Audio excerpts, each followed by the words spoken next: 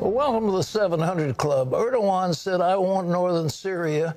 Trump said, okay, you can have it under 3 conditions. Erdogan has broken all 3 conditions. Now Trump is talking about tough sanctions against Turkey and demanding an immediate ceasefire.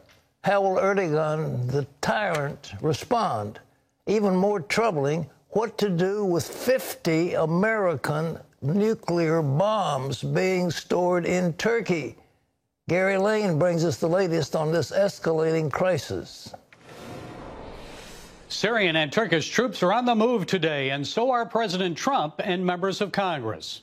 This Turkish military convoy, along with buses carrying troops, was seen crossing into northern Syria near Tel Abyad. It came about the same time as Syrian troops advanced toward the northern border town of Manbij, ready to do battle with their northern neighbor. This Syrian soldier pledged to liberate the Kurds and other residents from Erdogan, the tyrant. CBN News senior correspondent George Thomas is at the Tigris River on the Iraq-Syria border. He's ready to enter Syria as CBN's Operation Blessing partners with the Barzani Charitable Trust to take in humanitarian relief to Kurds and other Syrians in need. That's a floating bridge that connects right in front of you is Syria. And so the Barzani Charity Foundation has about 30 trucks filled with all kinds of critical supplies. And in Washington, tough action against Turkey in hopes of preventing a worse crisis. President Trump announced he'll soon sign an executive order imposing economic sanctions, canceling a $100 billion trade deal and hiking import tariffs on Turkish steel. It comes only a week after Trump announced the removal of U.S. troops from the area. Turkey President Erdogan saw it as a green light to launch a long-threatened military offensive in Syria, designed to destroy the Kurdish PKK and its allied militias. Vice President Mike Pence will lead an American delegation to Turkey. The sanctions that were announced today will continue and will worsen unless and until Turkey embraces an immediate ceasefire, stops the violence, and agrees to negotiate a long-term settlement. And rare bipartisanship on Capitol Hill as Republicans and Democrats join together in supporting sanctions against America's NATO ally, Turkey, and President Erdogan. Senator Lindsey Graham appearing on Fox and Friends. Republicans and Democrats working with the administration are kind of come down on him like a ton of bricks, Iranian-type sanctions, and he deserves it. A small number of American troops were seen still in northern Syria along the road from Kobani to Manbij. The president says the U.S. troops leaving Syria will be sent to Iraq if needed to fight ISIS.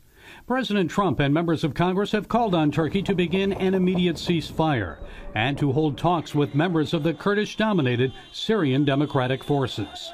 House Speaker Nancy Pelosi says she wants to overturn the American troop withdrawal from Syria. Other dovish Democrats agree, but few want to give the president authority to send more.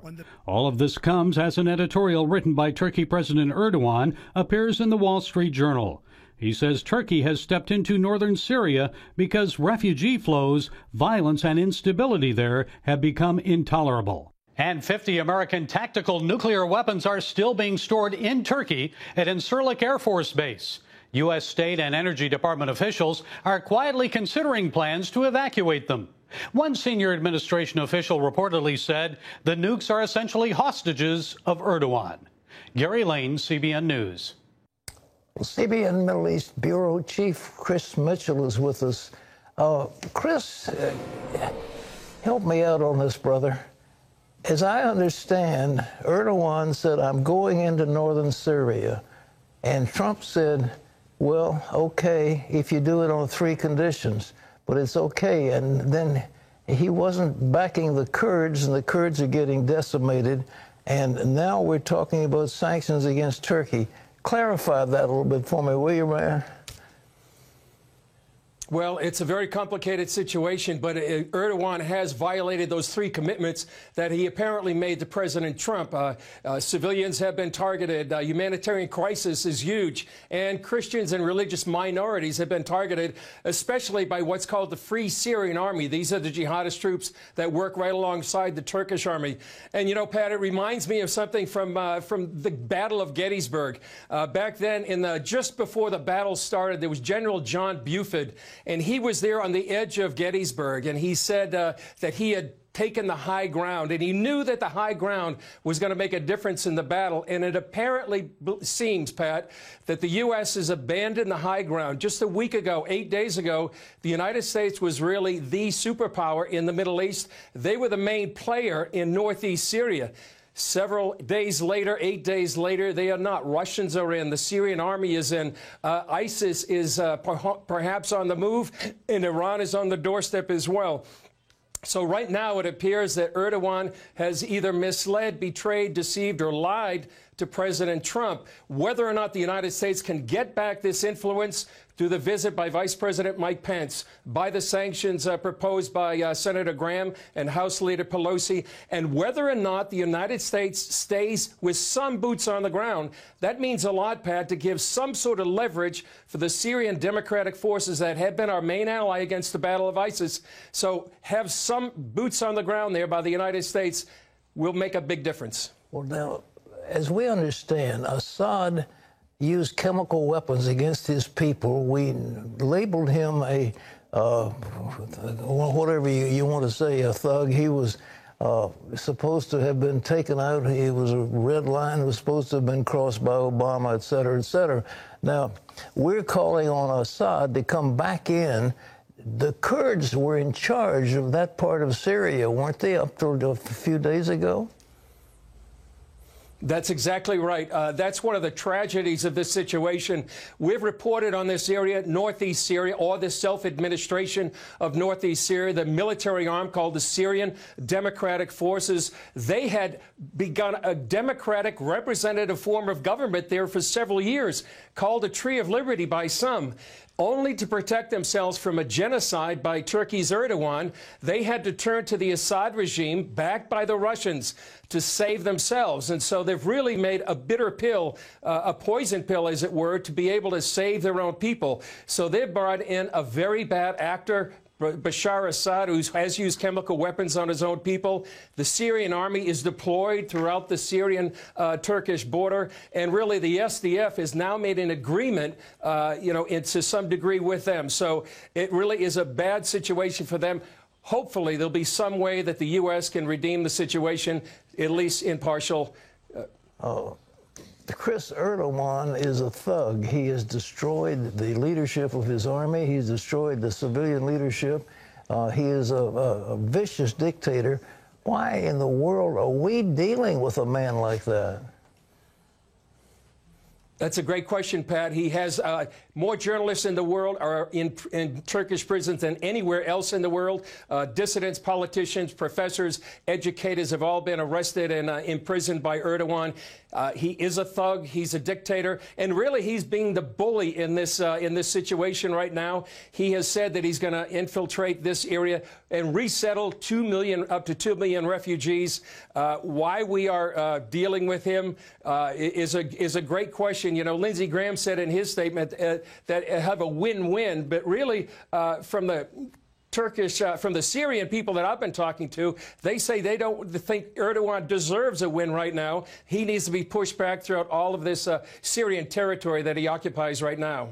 Well, Chris Mitchell, thank you very much. Ladies and gentlemen, it's a confused situation, but I think we have betrayed the Kurdish allies, and it will be very hard in the future to get anyone to come along with us. These were as staunch allies.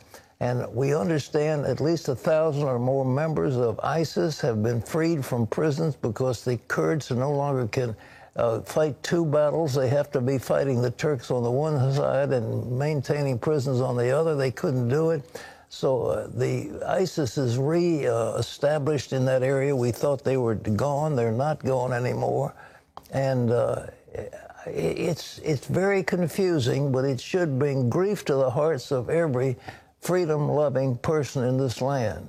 Well, in other news, President Trump said he's ready to sign phase 1 of a trade deal with China.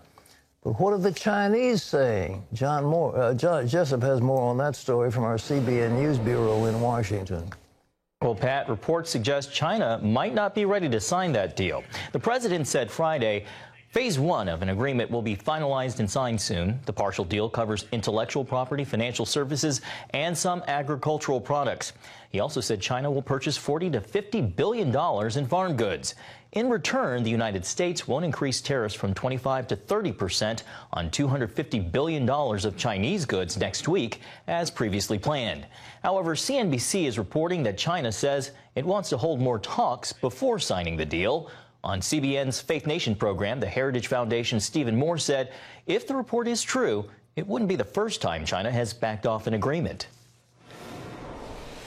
You know, this is why it's so tough to negotiate with the Chinese. I mean, this isn't the first time this has happened, right? We had a preliminary trade deal about 6 months ago. And remember, then the Chinese walked that back. The administration hopes to have that agreement signed next month.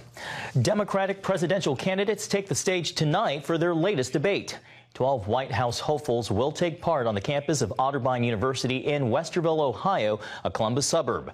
Among the key issues, the ongoing impeachment inquiry by congressional Democrats and the international business dealings of former Vice President Joe Biden's son, Hunter. Elizabeth Warren may face questions over whether her health care plan would mean higher taxes for the middle class. CNN and the New York Times are hosting the debate tonight at 8 Eastern. CBN News will be there, and you can see our full report right here on tomorrow's 700 Club.